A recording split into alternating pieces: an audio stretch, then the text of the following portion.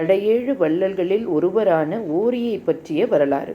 கொல்லிமலையை சார்ந்த நாட்டை ஆண்ட ஓரியை பற்றி முன்பே ஓரளவு அறிந்திருக்கிறோம். அவன் வல்லன்மையும் வீரமும் உடையவன். அவனை ஆதன் ஓரி என்றும் சொல்லுவார்கள்.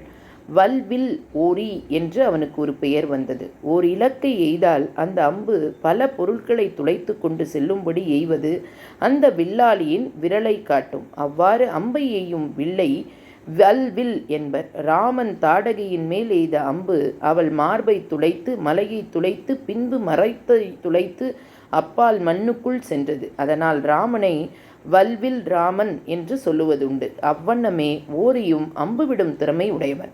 அவனுடைய வல்வில்லின் பெருமையை வன்பரணர் என்ற புலவர் பாடியிருக்கிறார். அந்த பாடலை மலைசாரரில் ஓரி வேட்டையாடுவதை கண்ட பாணன் ஒருவன் சொல்லும் முறையிலே அமைத்திருக்கிறார்.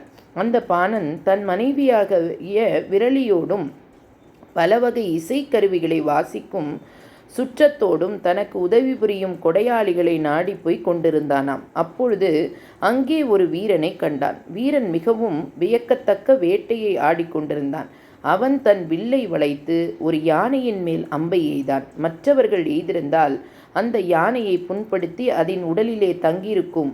ஆனால் இந்த வீரன் எய்த அம்போ அந்த யானைக்கு கீழே வீழ்த்தியது. அந்த யானைக்கு பின்னாலே அதன் மேல் பாய்வதற்கு ஒரு புலி ஆவென்று வாயை திறந்து கொண்டு நின்றது. அம்பு புலியின் வாய்க்குள் சென்றது.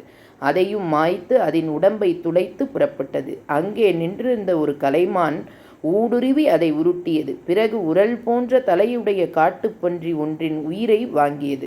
அதற்கு அப்பால் இருந்த புற்றுக்குள்ளே நுழைந்து அங்கிருந்த உடும்பை துளைத்தது.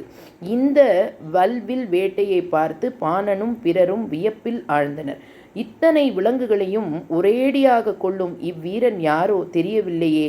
இவன்